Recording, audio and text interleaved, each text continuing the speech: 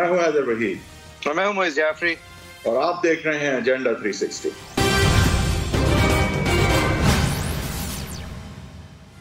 Welcome to agenda 360۔ آج ایک ایسے موضوع کے اوپر ہم واپس سے سمرائز کرنے کی کوشش کریں گے جو کہ آبویسلی پوری دنیا کی اخبارات کا، ٹیلی ویژنز کی خبروں کا زینت بنا ہے، اور وہ ہے امریکہ کا افغانستان سے انخلا اور 20 سالہ جنگ جو تھی وہ کس طرح اختتام تک پہنچی کہ دنیا کے سب سے طاقتور ترین ملک جو ہے وہ ایک جگہ سے بھاگ رہا تھا، اور جہاں سے بھاگ رہا تھا وہاں پہ اس کے الائز جو تھے وہ ان کے جہازوں پہ سے لٹک کے گرنے کی کوشش کر رہے تھے کہ کسی بھی طرح وہ ایک ملک سے نکل جائیں، جس ملک کو امریکہ نے اربوں ڈالر سے انجیکٹ کر کے ایک فوج دی، فوج کے پیچھے پھر وعدے کھڑے کیے، ان وعدوں کے ساتھ ایک پوری حکومت کھڑی کی کہ اب یہ آخرکار لاکھوں لوگوں کی منجمد کردہ ایک اتھارٹی بن گئی ہے، ایک اسٹیٹ بن گئی ہے، اور اب یہ قائم رہے گی۔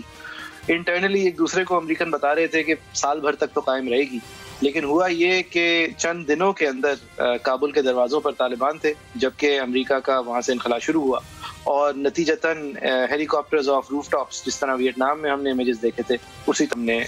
امیجز دیکھے۔ یہ تو ہو گئی امریکہ کی ڈیفیٹ۔ دوسری طرف اس کو پوری دنیا نے ملبہ جب اتارنے کی کوشش کی تو پاکستان پہ ڈالنے کی کوشش کی کہ جیسے ہم کیونکہ ان دی آفٹر ماتھ ہم بہت بڑے لوزر نہیں تھے جس طرح دنیا کے باقی ممالک تھے، کیونکہ ایک ایسی ٹیم سامنے آ رہی تھی طالبان کی جس کے ساتھ ہمارے مذاکرات رہے تھے، فیسیلیٹیشن رہی تھی، ہم ان کو نیکسٹ بیسٹ آپشن کم از کم سمجھتے تھے، شاید اس حکومت سے بہتر آپشن بھی کبھی کبھی سمجھنے لگے۔ ہم افغانستان کی حکومت اشرف غنی صاحب کے انڈر کم از کم کو انڈیا الائڈ سمجھتی تھی، امریکن پپیٹ اینڈ انلیجیٹمیٹ سمجھتے تھے۔ یہ تو ہماری اوائڈ فارن پالیسی لائن تھی، لیکن اس کے علاوہ ہماری ایک اور اوائڈ لائن یہ تھی کہ ہم کہیں بھی دہشت گردی کو سپورٹ نہیں کرتے اور ہم کہنا کبھی کریں گے۔ لہٰذا پاکستان کے اوپر جو ملبہ گرا وہ امریکہ کو ایک ڈسٹریکشن بھی چاہیے تھی کہ وہ ایک بار پھر سے 20 سالہ جنگ، ایک لانگسٹ وار اپنی ہسٹری میں، ہار کے کیوں نکل رہا ہے اور بغیر کسی پلان کے کیوں نکل رہا ہے۔ یہ سب دنیا کے لیے آیا ہے، اسکیپ گوٹ جو ہے وہ پاکستان سمجھتا ہے کہ پاکستان کو بنایا جا رہا ہے۔ اسی کی نظر میں ایک سردی آئی ہے پاکستان اور امریکن تعلقات کے اندر، جو کہ حالیہ دنوں میں اتنی سردی اسامہ بن لادن کے ہٹ کے بعد سے میں نہیں سمجھتا کہ کبھی بھی آئی ہو۔ اور اسامہ بن لادن کو جب اسیسینیٹ کیا تھا، جب مارا گیا تھا یہاں پر ایبٹ آباد میں، تو سردی پاکستان کے غصے کی وجہ سے تھی۔ اس دفعہ سردی جو ہے وہ امریکہ کے غصے کی وجہ سے سمجھی جا رہی ہے، اور یہ تعلقات کے اندر کچھ اس طرح ہے کہ ہمارے وزیر اعظم سے بات نہیں ہوئی ہے president of the United States کی، کئی ماہ ہو گئے ہیں ان کے انسٹال ہوئے ہوئے۔ اس کے علاوہ جو روایتی دورے ہوتے ہیں اور پاکستان کو جس طرح ٹریٹ کیا جاتا ہے اس سے کہیں چھوٹے لیول پہ ٹریٹ کیا جا رہا ہے، اور دورہ آج پہلی دفعہ امریکن پاکستان اگر آئے ہیں تو ایک under secretary of state I ہیں، اور وہ آنے سے پہلے انڈیا سے ہوتی ہوئی آئی ہیں، اور انڈیا میں وہ یہ مکالمہ کر چکی ہیں آن دا ریکارڈ کہ ہم پاکستان سے کوئی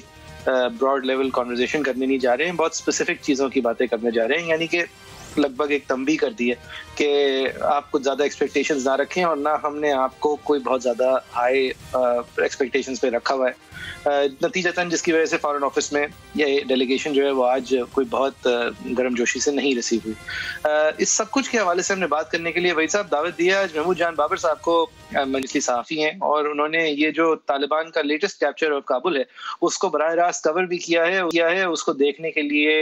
پاکستان سے بائی کار ٹریول بھی کیے تھے، اس کے کئی ٹریول لاگز بھی لکھے ہیں، obviously expert on the region ہے۔ اگر آپ اس انٹروڈکشن میں کچھ ایڈ کرنا چاہیں تو پھر ہم محمود صاحب کے پاس چلیں۔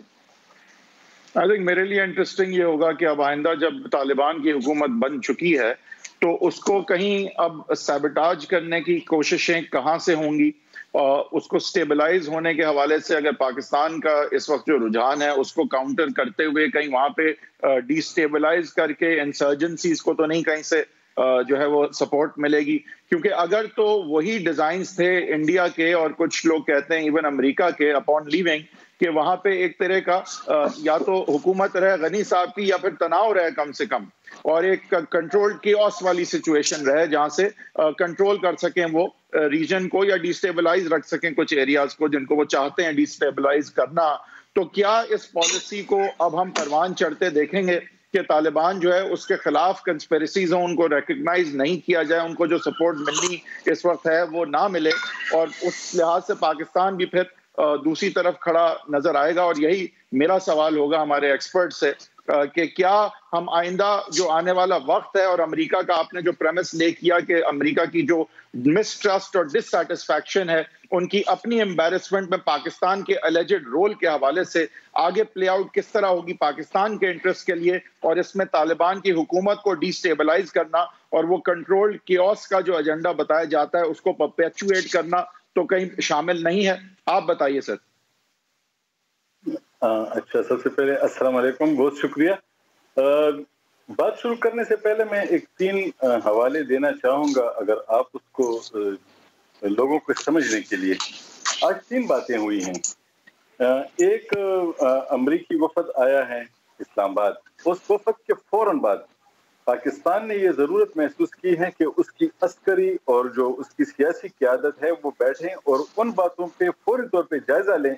کوئی فیصلہ کریں جو امریکیوں نے انہیں آفر کی ہیں افغانستان کے حوالے سے۔ اور جب یہ سب کچھ ہو رہا تھا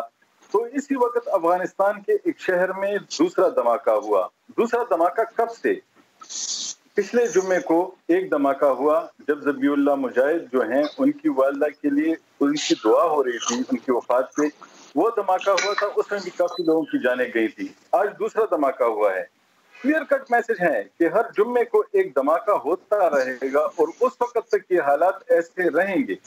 جب تک طالبان سے جو دنیا کو چاہیے، جب تک Taliban in terms and conditions پہ نہیں آتے، لیکن وہ تو ان کی طالبان کے ساتھ بات ہے۔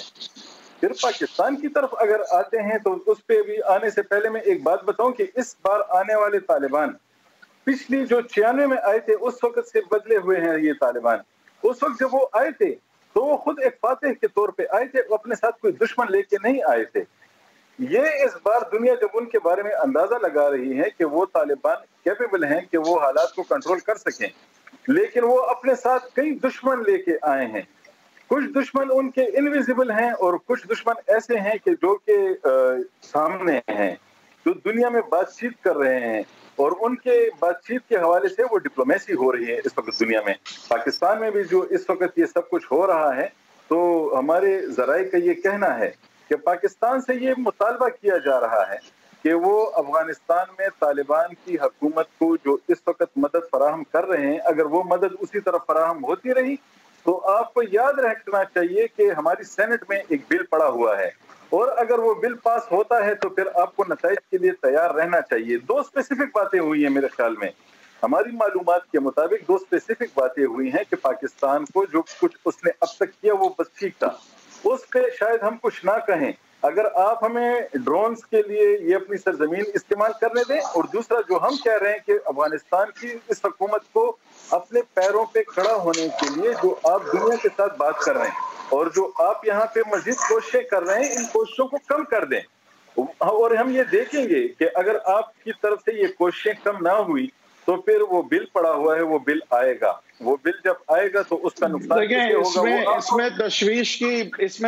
کی بات بڑی واضح طور پہ پاکستان کے لیے یہ ہے کہ ارادے پھر لگتا ہے کہ بین الاقوامی قوتوں کے اور امریکہ کے یہی ہیں کہ طالبان کو سٹیبلائز نہیں ہونے دینا، لہٰذا اس خطے میں اور اس ریجن اسپیسیفکلی افغانستان کے ارد گرد جو ہے سٹیبلٹی لانے کا کوئی کسی قسم کا ارادہ وہاں نظر نہیں آتا، بلکہ اس کے برعکس جو ہے وہ کنسپریسی ہیچ کی جا رہی ہے۔ تو اگر اسی طرح ہوتا ہے اور پاکستان دوسری طرف کھڑا ہے تو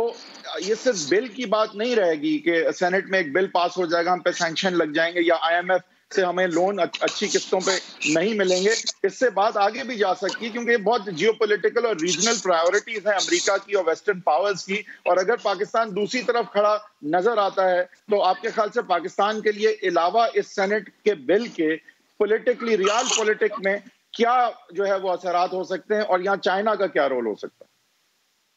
دیکھیں اس ساتھ یہ اس وقت تک پچھلی بار پاکستان نے سب سے پہلے طالبان کو ان کو ریکگنائز کر کے ان کو تسلیم کیا تھا،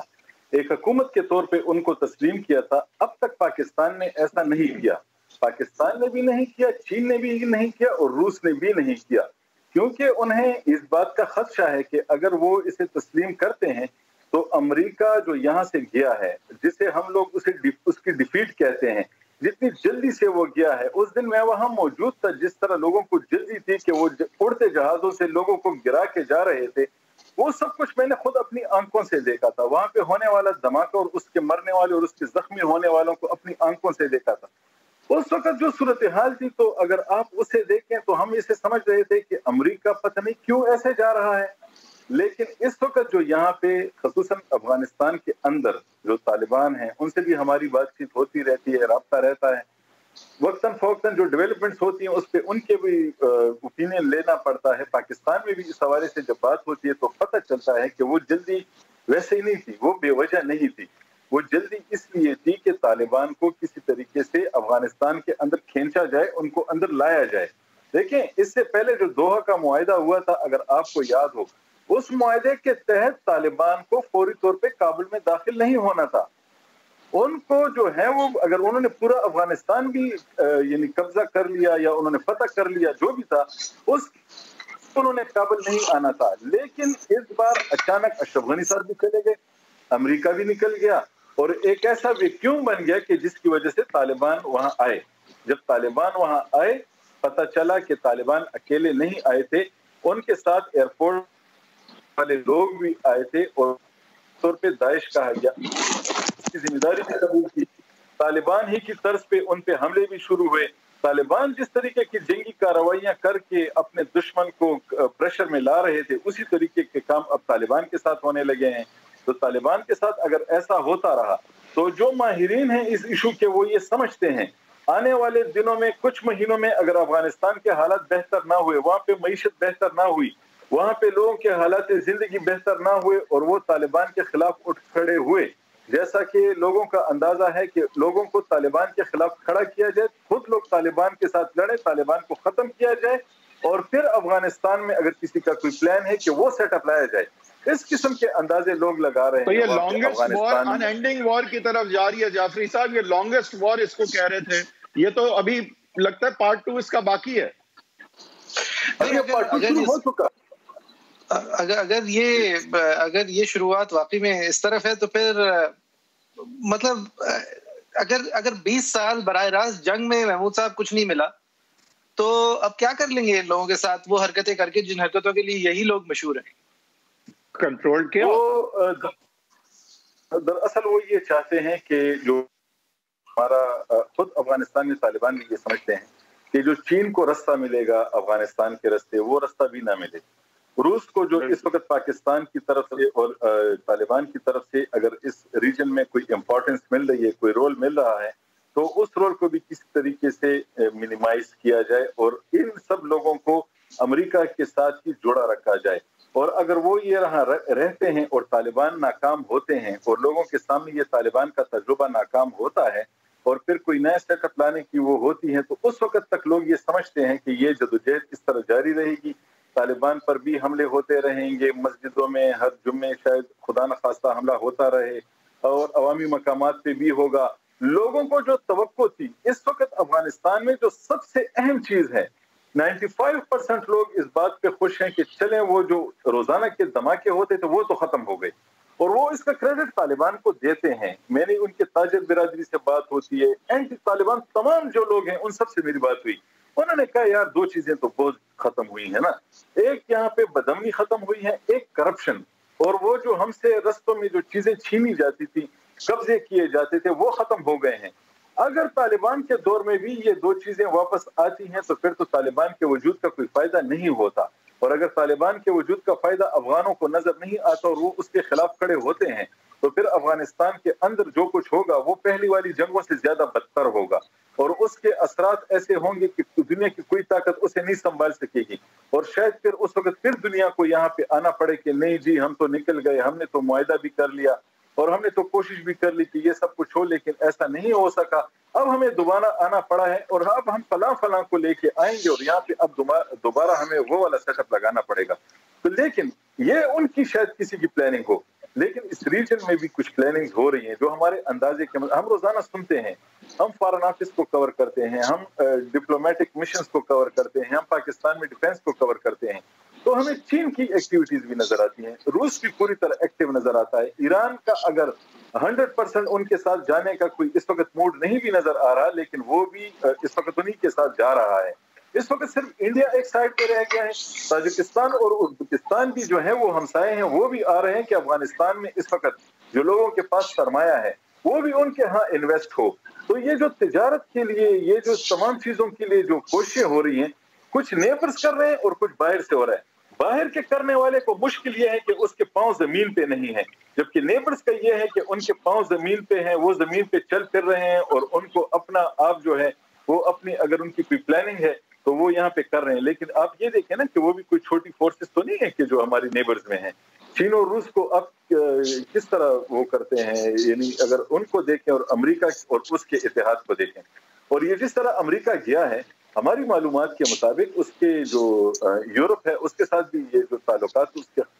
خراب ہوئے ہیں اس پہ، کہ ہمیں اس طرح چھوڑ کے نہیں جانا چاہیے تھا. لیکن وہ چلے گئے، انہوں نے یہ سب کچھ کیا اس وقت جو ہو رہا ہے.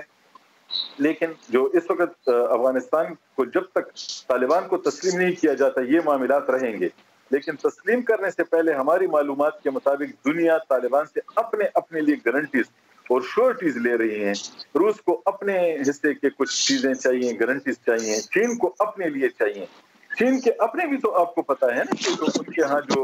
ہو رہی ہے، جو ان سے لوگ لڑ رہے ہیں، ان کا کنٹرول بھی کسی حد تک وہ یعنی اخلاقی طور پہ افغان طالبان کے پاس ہے. پاکستان کو اپنے لیے شورٹیز یہ چاہیے کہ اس کی تحریک طالبان پاکستان کی ایک بڑی تعداد جو ہے وہ اس وقت افغانستان میں ہے. تو پاکستان کو بھی چاہیے کہ وہ چاہیے ہوگا نا کہ وہ اپنے لیے مستقبل کے لیے ان سے بھی کوئی بات چیت کرے. اور ان کے بھی اگر طالبان کا اگر ایسا کوئی موڈ ہے، جیسے 2-3 چیزیں ابھی تک ہمیں نظر آئی ہیں کہ پہلے کے طالبان کے دور میں یہ نہیں ہوتا تھا، لیکن اب کے طالبان کے دور میں 2 ایسی باتیں ہوئی ہیں جو اشرف غنی صاحب کے دور میں ہوتی تھی. یہ ہمیں معلوم ہونا چاہیے کہ طالبان کی زبان سے، ان کی لیڈرشپ کی زبان سے، لوکل ہی سے ہی انہوں نے کہا کہ پاکستان میں اٹک تک تو ہمارا علاقہ ہے. علاوہ دیکھیں وہ ڈیورنڈ لائن کے حوالے سے بھی ان کا موقف جو سامنے آیا تھا وہ وہی تھا جو کہ اشرف غنی صاحب کے دور میں تھا. تو پاکستان کو ان 2 چیزوں کو، اور اس کے علاوہ بھی ٹی ٹی پی اور داعش کا جو اگر وہ ہے تحریک طالبان سوات کے لوگ اگر افغانستان چلے گئے تھے، ان کے حوالے سے پاکستان کو جو شورٹیز چاہیے اس پہ ان کے ساتھ بات چیت ہو رہی ہے. میرے خیال میں پھر یہ تسلیم کرنے کا اگر سلسلہ شروع ہوگا تو اس وقت جو ابھی تک معلومات سامنے آئی ہیں کہ یہ جو ہماری شنگھائی کے تعاون کی تنظیم ہے، یہ جو ریجن ہے، اس کے لوگ اس کو تمام شاید اجتماعی طور پہ تسلیم کر لیں، جس میں شاید ہندوستان نہ ہو لیکن باقی تمام ممالک اگر اس کو اکٹھے تسلیم شاید کر بھی دیں گے. صحیح ہے بھائی صاحب، یہ آپ سے میں پوچھوں کہ یہ آپ کے خیال میں بن لادن والے انسیڈنٹ کے بعد سے کبھی اتنے سخت تعلقات رہے ہیں ہمارے امریکہ سے؟ دیکھیں، امریکہ کی جو جیو پولیٹیکل اسٹریٹجیز ہیں اور آگے جو آبجیکٹیوز ہیں، لارجر آبجیکٹیوز ہیں، وہ چائنا کے حوالے سے ہیں. تو اگر آپ چائنا سے مل کے سی پیک کریں گے یا کسی بھی طرح سہولت کار بنیں گے ان کے آگے جو پلانز ہیں ان کے حوالے سے، تو ظاہر ہے کہ پھر انڈیا کے تھرو جو ہے اس ریجن میں آپ کو کاؤنٹر وہ کریں گے. اور میرے خیال سے یہ انٹرسٹ کی لڑائی ہے. پاکستان کوئی دیر پا اصولوں پہ، کانسیپٹ پہ، پرنسپلز پہ، آئیڈیاز پہ کبھی بھی امریکہ سے اس طرح جڑا ہوا ایلائی نہیں تھا. وہ اسٹریٹجک ایلائی ہمیشہ رہا ہے، اور جب مقاصد ختم ہو جائیں دونوں ممالک کے، خاص کر امریکہ کے، تو یہ الائنس ختم ہو جاتی ہے. تو یہ بالکل تعجب کی بات نہیں ہے میرے لیے، کیونکہ امریکہ کے جو سارے اس وقت لانگ ٹرم گولز ہیں وہ زیادہ تر اس ریجن میں چائنا کی ایکسپینشن کو روکنے کے حوالے سے ہیں، اور پاکستان اس میں سہولت کار ہے. اور پاکستان کو وہ نیوٹرلائز ضرور کرنا چاہیں گے. میرا نہیں خیال کہ کمپلیٹلی ٹیک آن کرنا ان کے لیے ضروری ہے، لیکن پاکستان کے انٹرسٹ اگر چائنا سے جڑتے ہیں تو پھر ان کے برعکس پائے جائیں گے. صحیح ہے باور صاحب، جسٹ ان اینڈنگ سر اس پہ اگر آپ کامنٹ کر دیں، کتنے سرد ہیں ہمارے تعلقات اس وقت؟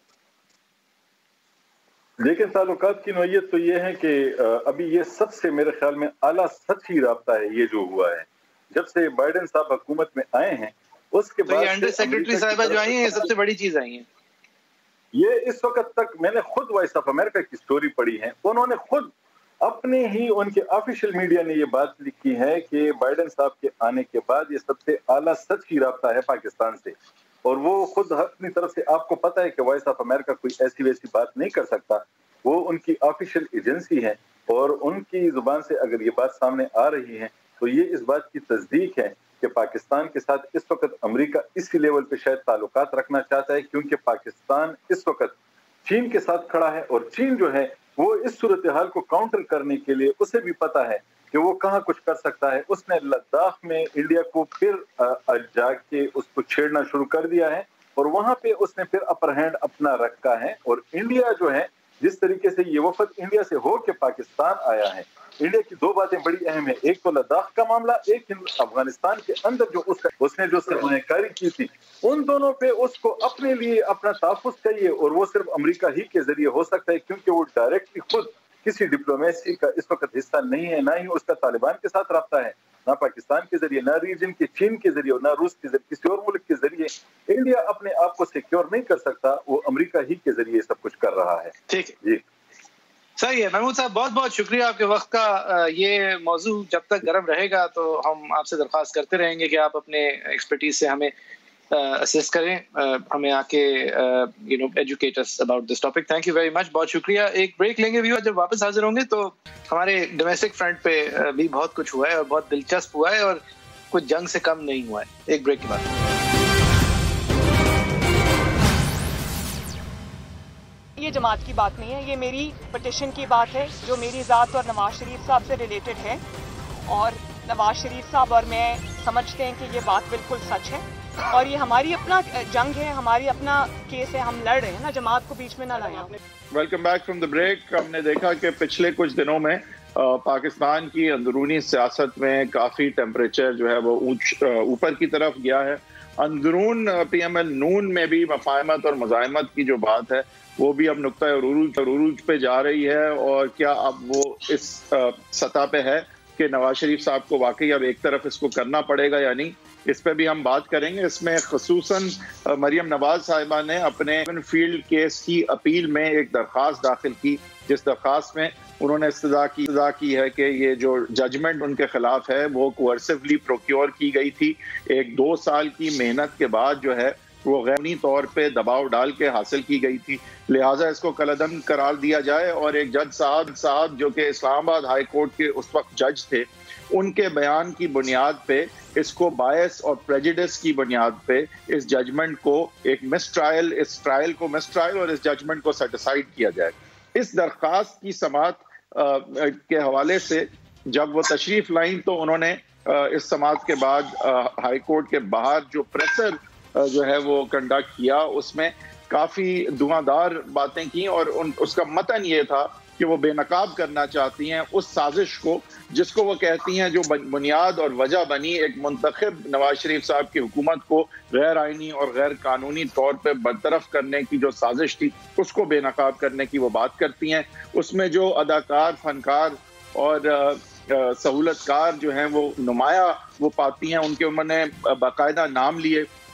اور نام لینے کے ساتھ ساتھ ان کا رول بھی بیان کیا اور باور کرانے کی کوشش کی سننے والے کو کہ یہ ایک کنسپریسی تھی اور یہ صرف ایک کنسپریسی کے نتیجے میں ہی نہ صرف کہ ایک جمہوری الیکٹڈ حکومت جو ہے اس کو غیر آئینی طور پہ ختم کیا گیا, بلکہ جو کیسز ہیں جس میں سزائیں ہوئی ہیں ان کو اور نواز شریف صاحب کو 7 دن میں 6 دن سماعت کرتے ہوئے اور حیرت انگیز طور پہ الیکشن سے کچھ ہی ہفتوں پہلے کنوینئنٹلی ان کو نااہل کرنے والی سزائیں سنائی گئیں. جبکہ ہم نے دیکھا کہ نہ زرداری صاحب جو ہیں ان کے تو پروسیکیوٹر ہی اپوائنٹ نہیں ہو پاتے فیک اکاؤنٹس کیس میں, شہباز شریف صاحب تمام تر پیٹیوں کی باتیں ہیں شہزاد اکبر صاحب کرتے پھرے, وہ بھی کنوکشن کے کہیں دور قریب نہیں ہیں. تو اس سارے پس منظر میں مریم نواز کا کہنا تھا کہ یہ ایک سازش تھی اور اس سازش کو وہ بے نقاب کریں گی اور اس کیس میں اس سازش اور اس 2 سال کی محنت کی بنیاد پہ اپنی ججمنٹ کو ختم کروائیں گی. مریم نواز صاحبہ نے اب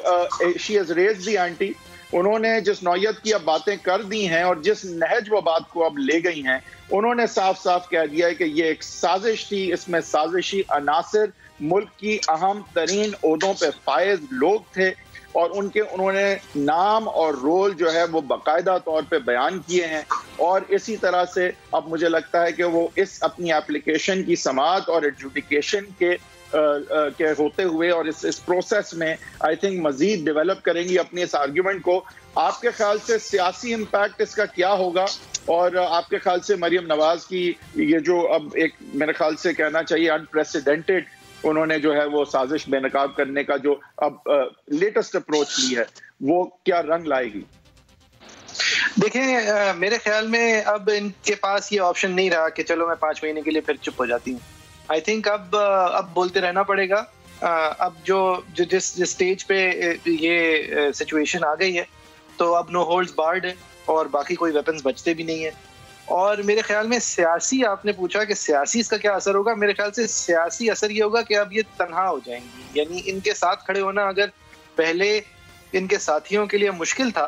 تو اب اس میں کوئی آسانی نہیں بلکہ مزید مشکلات ہی آئیں گی. لہٰذا مریم نواز صاحبہ نے یہ کوئی اگلے الیکشن کو دیکھتے ہوئے بات نہیں کی ہے, یہ انہوں نے کوئی لانگر ٹرم اسٹریٹجی دیکھتے ہوئے کیا ہے. اور یہ لڑائی جو ہے جو انہوں نے لی ہے اس کو آپ ووٹ کو عزت دلانے کے علاوہ کسی بھی زمرے میں نہیں دیکھ سکتے, یہ کسی بھی طرح ان کے لیے پریکٹیکل نہیں ہے. لہٰذا یہ اس کو پھر آپ نے اسی طرح جانچنا ہوگا کہ پھر یہ ایک آئیڈیلسٹک پوزیشن ہے. آپ یہ بھی کہہ سکتے ہیں کہ ان ڈیسپریشن ہے, باقی ساری چیزیں ٹرائی ہو گئی ہیں, لیکن جو بھی ہے یہ پوزیشن سے کوئی فائدہ نہیں اٹھایا جا رہا. مطلب in the short term, medium term, long term اس سے کوئی فائدہ نہیں ہونے والا, نہ ان لوگوں کے تھرو جن کے نام لیے ہیں, نہ ان لوگوں کے تھرو جن کے نام لینے کی وجہ سے جن کو وہ انڈائریکٹلی انفلوئنس کرنا چاہ رہی ہیں. لہٰذا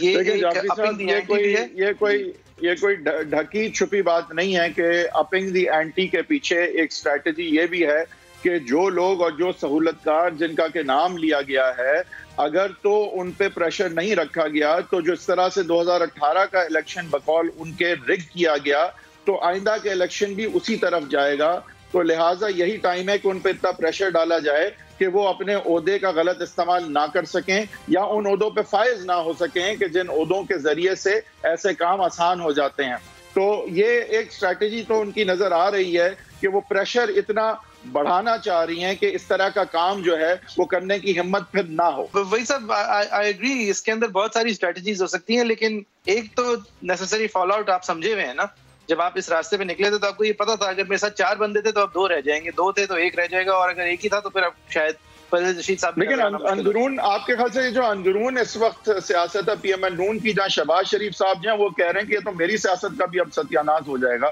کہ جو میرا چانس بننے لگا تھا, میں نے جون میں گنج کرائی تو اولے پڑ گئے, تو میں نے پوری زندگی بھائی کی خدمت کی اور جب میرا موقع آیا تو جو ہے وہ دھند پڑ گئی, یہ اولے پڑ گئے, طوفان آ گیا, لڑائی ہو گئی, جھگڑے پڑ گئے, جو بھی کہہ لیں آپ. تو آپ کے خیال سے شہباز شریف صاحب اور جو مفاہمتی گروپ ہے وہ اس کو کس طرح سے لے گا اور ود ان پارٹی, کیونکہ مریم صاحبہ نے یہ کہا کہ یہ میری اور میاں صاحب کی جنگ ہے, یہ پٹیشن میرا بزنس ہے, اس میں آپ پارٹی اور شہباز شریف کو نہ لائیں. تو یہ بڑی انٹرسٹنگ بات ہے کہ انہوں نے پارٹی کو بالکل اس سے علیحدہ رکھا ہے. یہ وہ برڈن نہیں ڈالنا چاہ رہی ہیں پارٹی پہ, شاید سمجھتی کہ ہر کوئی یہ برڈن نہیں لے پائے گا, تو آلریڈی پارٹی کو انہوں نے علیحدہ رکھا ہے. لیکن جو وہ کرتی ہیں اس کا اثر تو شہباز شریف کی مفاہمت پہ ظاہر پڑتا ہے. نہیں وہی صاحب, یہ تو بہت ہی آپ کنوینئنٹ ان کو ایکسکیوز دے رہے ہوں گے اگر ان کے کہنے سے پارٹی سے الگ ہو گئی بات. مطلب یہ تو صرف کہنے کی بات ہے نا, اس لیے کہہ رہی ہیں تاکہ جب لوگ ان کے اوپر ملبہ ڈالیں کہ یہ آپ نے کیا کر دیا, بی بی ہمارا الیکشن تباہ کر دیا, تو وہ کہہ سکے میں نے تو کہا تھا کہ میں تو اپنے لیے کر رہی ہوں, پارٹی کے لیے نہیں کر رہی. مطلب اس سے کوئی فرق تو نہیں پڑتا نا, آپ نے پارٹی کو ہی ہینڈی کیپ کیا ہے اس پوزیشن سے. اور ہاں شہباز شریف صاحب بیچارے گر بھی گئے ہیں اور ان کی طبیعت کے لیے ہم دعا گو بھی ہیں, لیکن یہ ایک اور چیز ان پہ گری ہے اور وہ یہ مریم نواز صاحبہ کی اپلیکیشن ہے. اور آئی سپوز اس کو جس طرح اس کا تجزیہ کیا جا رہا ہے کہ یہ حالیہ اعلیٰ عسکری قیادت کے اندر مووز کی روٹیشن کی وجہ سے ہے, میرے خیال سے ایسا قطعاً نہیں ہے. یہ جس طرح کی اپلیکیشن ہے, جس طرح کی اس کے اندر سوچ سمجھ گئی ہے, میرے خیال سے یہ مہینوں سے پروسیس اس کے پیچھے چل رہا تھا. It somehow happened to coincide with the military shuffles. نہیں obviously. جی میرے خیال میں یہ تو جی نہیں دیکھیں, ایک اور بات ہے کہ میں اگر آپ سے پوچھوں جعفری صاحب, آپ اگر کنوکٹڈ ہیں کسی وجہ سے اور آپ کی اپیل جو ہے وہ پینڈنگ ہے اور آپ کو اپیل فائل کرنے کے بعد پتہ چلتا ہے کہ آپ کے خلاف جو ججمنٹ تھی وہ ایک جج صاحب کہہ رہے ہیں کہ وہ کوئرسولی پروکیور کی گئی تھی. یہ آپ نے بڑا اچھا یاد دلایا. نہیں ایک سیکنڈ, ہم نے سیاسی بات تو کر لی, ہم نے تو آپ ایک سیکنڈ تو آپ کیا آپ اپنے طور پہ کیا حق بجانب نہیں ہے کہ اس مدعے کو استعمال کریں اپنی اپیل میں اور ایک مس ٹرائل کی طرف جو ہے وہ دلائل پیش کرتے ہوئے جائیں, قانونی طور پہ قانونی دلائل لیتے ہوئے؟ میں یہ کہہ رہا تھا آپ کی بات کے بیچ میں, معذرت بات کاٹ رہا تھا, کہ ہم نے سیاست کی تو بات کر لی لیکن قانونی میرٹس اور یہ قانونی اسٹریٹجی کیسی ہے اس کی بات نہیں کی. لیکن سیاسی اسٹریٹجی یہ جیسی بھی ہو, قانونی صرف یہ اسٹریٹجی نہیں ہے, یہ قانونی ضرورت ہے. آپ کے خلاف ایک فیصلہ آ گیا ہے, اس فیصلے کے آنے کے بعد آپ کو ایک حلفاً بیان ملتا ہے ایک جج کا جس جج کو اس حلفن بیان سے ریلیٹڈ اور باتیں کرنے پر اپنے سیٹ پر سے ہٹایا گیا ہے، لیکن اس بیان کو رد کرنے کے لیے دوسری طرف سے بیان نہیں آیا ہے، اور اس کا بیان ہی اس بات کے لیے کافی ہے کہ اس کا وہ بیان اپنے آپ کی ڈیفنس میں جو اس نے حلفن دیا ہے، یعنی ایڈمیسیبل ایز ایویڈنس ہے مریم صاحبہ کے لیے، وہ بیان از خود ہی کافی ہے یہ دکھانے کے لیے کہ ان کا ٹرائل کے اندر جو جسٹس کے معیار آبجیکٹیولی طے کیے جاتے ہیں وہ طے نہیں ہوئے، چاہے اور وہ کچھ بھی نہ ہوا ہو جو وہ جج صاحب کہہ رہے ہوں، بس اتنا ہی ہوا ہو جو اپنے حوالے سے کہہ رہے ہیں۔ لہٰذا یہ مس ٹرائل کے لیے ان کو ایک بہت میجر ایمونیشن ملی ہے، اور کوئی بھی استعمال کرتا اور اسی طرح استعمال کرتا، چاہے ذرا معذرت خانہ ہوتے ہوئے کرتا کنسیڈرنگ the people involved، لیکن بالکل ایک ٹیکسٹ بک کیس پر دیکھیں، یہ تو چلیں شوکت صدیقی صاحب ہیں، وہ جو ارشد ملک صاحب اپنے حلف نامے میں کہہ چکے ہیں وہ ساری ان کی باتیں آپ ڈس ریگارڈ کرتے ہیں، وحید صاحب کی سازش تھی، ویڈیو تھا، یہ تھا وہ تھا، وہ صرف جو اپنی باتوں میں کہہ رہے ہیں کہ وہ اپروچ کس طرح ہوئے تھے، صرف ان باتوں کی بنیاد پہ مس ٹرائل یہ بات ہمیں سمجھنا پڑے گی کہ ان ساری باتوں کو مجموعی طور پہ جب دیکھا جائے گا تو یہاں پہ ٹیسٹ یہ ہے کہ اگر ریزنبلی یہ نظر آتا ہے کہ انصاف ہوتا ہوا نظر نہیں آ رہا، کیونکہ یہ ذہن میں رہے کہ یہ اکیوزڈ اور کنوکٹڈ جو فرد ہیں ان کے حقوق تو اپنی جگہ، بٹ یہ جوڈیشل سسٹم جو ہے اس کی بھی انڈائٹمنٹ ہوگی کہ اگر اتنے ہائی پروفائل کیس میں لوگوں کے نمائندے جہاں پہ انوالوڈ ہوں، وہاں پہ اگر ایسی کنوکشن جو ان کو نااہل کر رہے ہوں، یعنی کہ لوگوں کو محروم کر رہے ہوں کہ وہ ان کو ووٹ دے کے عہدوں پہ فائز کر سکیں، تو اس صورت میں اگر انصاف نہیں ہوتا ہوا نظر آتا تو یہ پورے پاکستان کا من حیث القوم ایک ایشو ہے، یہ پورے جوڈیشل سسٹم جو ہے اس کا ایک ایشو ہے، اور اس ایشو کو ون وے اور انادر دیکھیں ایڈجوڈیکیٹ تو ہونا چاہیے نا، یہ اب فیصلہ جو بھی ہو، لیکن اگر یہ حلف پہ ایک بیان ہے، ایک جج صاحب کا بیان ہے، تو وہ ہمیں پتہ تو چلے، قوم یہ جاننا تو چاہے گی کہ انہوں نے ایسی بات جو کی وہ درست تھی یا نہیں تھی، کیونکہ اس کے ریمیفیکیشن پورے ملک پہ ہیں، پوری سیاسی نظام پہ ہیں، جوڈیشل سسٹم پہ ہیں، آرمڈ فورسز کے حوالے سے جو تہمت اگر لگائی جاتی ہے تو وہ داغ بھی دھلنا چاہیے۔ تو میرے خیال سے یہاں پہ ایٹ سٹیک بہت بڑے بڑے سوالات ہیں اور ان کا ہمیں جواب ملنا چاہیے۔ میرا صرف یہ کہنا ہے کہ ان کا ہمیں جواب ملنا، اگر جواب نہیں ملا تو یہ عوام جو ہے وہ داغدار جو ہے وہ کر دے گا اس سارے سو کالڈ اکاؤنٹیبلٹی پروسیس کو، جس کو آلریڈی پولیٹیکل انجینئرنگ کا جو ہے وہ خطاب دیا جا چکا ہے سپریم کورٹ کی طرف سے۔ تو ضروری ہے کہ یہاں پہ جہاں بھی داغ ہے تو داغ دھلے، اور جہاں داغ لگنا چاہیے وہاں پہ نمایاں ہو اور پتہ چلے کہ یہ داغدار پھر کون ہے۔ تو یہ دونوں باتیں جو ہیں قوم کے سامنے آنی چاہیے اور قوم کو پتہ چلنا چاہیے، کیونکہ یہ ایک محض اکیوزڈ کا معاملہ نہیں ہے، یہ اکیوزڈ جو ہیں وہ پاکستان کے نمائندے ہیں، عوام کے نمائندے رہے ہیں، 3 دفعہ کے پرائم منسٹر رہے ہیں، اور بڑے بڑے جلسوں سے خطاب کرنے والی مریم نواز ہیں یہاں پہ انوالوڈ۔ تو یہ معاملہ جو ہے وہ ایک محدود پس منظر میں اس کو نہیں دیکھنا چاہیے، میرے خیال سے یہ لارجر ایشو ہے، اور اگین میرا صرف یہ کہنا ہے اس کا جواب عوام کو ضرور ملنا چاہیے۔ صحیح ہے، اور آپ کے خیال میں اس کی ٹریٹمنٹ کیسے ہوگی؟ لسٹڈ فار ہیئرنگ تو ہو گئی ہے اسلام آباد ہائی کورٹ میں، مطلب سرپرائزڈ کس طرح یہ ہینڈل ہوئی ہے، لیکن آپ کے خیال میں اس کی ہیئرنگز جو ہیں وہ how do you see it panning out? دیکھیں میرے خیال سے پہلی بات یہ کہ جب بھی انصاف ہوتے ہوئے نظر آنا ہے تو یہ ضروری ہے کہ وہ کیس جس کو سنا جا رہا ہے اس کو کم و بیش اسی طرح سے کنڈکٹ کیا جائے، دیکھا جائے، اتنا آفن ہی لگایا جائے، اتنی حد تک ہی سنا جائے جس طرح اس نوعیت کے دیگر کیسز کو سنا جاتا ہے۔ جس ٹرن پہ وہ کیس ہے اس ٹرن پہ چلنا چاہیے۔ یہ ساری باتیں کہ اسپیشل بینچ سن رہی ہے، ڈے ٹو ڈے کی باتیں ہو رہی ہیں، دیکھیں یہ معاملات جو ہیں یہ ہمیشہ پاکستان کی تاریخ کا حصہ بنیں گے، آپ چاہے اس کو آپ نواز شریف کے ساتھ ہوں یا خلاف ہوں، یہ پاکستان کی ہسٹری کا حصہ ہے، اور اس پاکستان کی ہسٹری میں یہاں پہ ججمنٹ، جب بھی ہسٹورک کوئی بھی ایونٹس ہوتے ہیں جعفری صاحب تو وہاں ججمنٹ ضرور ہوتی ہے، اور ججمنٹ جو ہے ہسٹری کی بڑی تلخ ہوتی ہے کیونکہ وہ محدود نہیں ہوتی اس وقت کے طاقتور کے ساتھ۔ ہسٹری ضرور لکھی جاتی ہے جو آئندہ جیت جاتا ہے، لیکن یہاں پہ جو آج جیت رہا ہے ضروری نہیں کہ کل کا فاتح ہو۔ تو میرے خیال سے یہ ہسٹورک ایونٹس ہیں اور یہاں پہ سچ جو ہے سامنے ضرور آنا چاہیے۔ وہ سچ کیا ہوگا یہ میں کہنے سے قاصر ہوں، لیکن میں یہ ضرور کہوں گا کہ یہ وہ سوالات ہیں جس کے جوابات آنے ضرور چاہیے، یا تو آ جائے کہ بات غلط ہے، ایسا کچھ نہیں ہوا، لیکن یہ پوزیشن جو ہے یہ اگنورڈ نہیں جا سکتی، اور اس کی وجہ سے بالکل میں یہی کہوں گا، بالکل صحیح ہے، اور جو ریپرکشنز اس کے اندر پالیٹکس میں ہونے ہیں وہ پی ایم ایل نون کو تو نہیں ہضم ہونے وہی صاحب. مطلب یہ بات سب سے the first victim. ایک سیکنڈ اور وہ ہضم کیسے نہیں ہونے والے, اب میں ان کا نام نہیں لوں گا, لیکن میں قیاس سرائی کر رہا ہوں کہ دیکھیں یہ ہضم ہونا بڑا مشکل ہے. یہ جو ہضم ہونے کے لیے پوچھا گیا ہے. دیکھیں اب ہوگا یہ کہ جو ہم یہ پریشر اب دیکھیں گے, جو پریشر بڑھے گا میرے خیال سے, تو وہاں پہ پی ایم ایل نون کے اندر سے جو ہے کچھ آوازیں ضرور اب اٹھیں گی کہ کیا ہم یہ اب الیکشن جو ہے وہ جیتنے بھی جا رہے ہیں یا پھر ہم خانہ پوری رہ جائے گی یہ اگر یہی بیانیہ رہا. تو نہیں یار زیادہ بھی ہے, مطلب یہ پارٹی نے بارہا دکھایا ہے کہ اس کے اندر ہمت نہیں ہے پریشر لینے کی, باتیں بڑی بڑی کر لیتی ہے اور پھر سودے کر لیتی ہے. یہ ایکچولی ڈنڈے کھانے کے لیے نہیں ہے یہ لوگ, یہ مطلب یہ باتیں کر لیں گے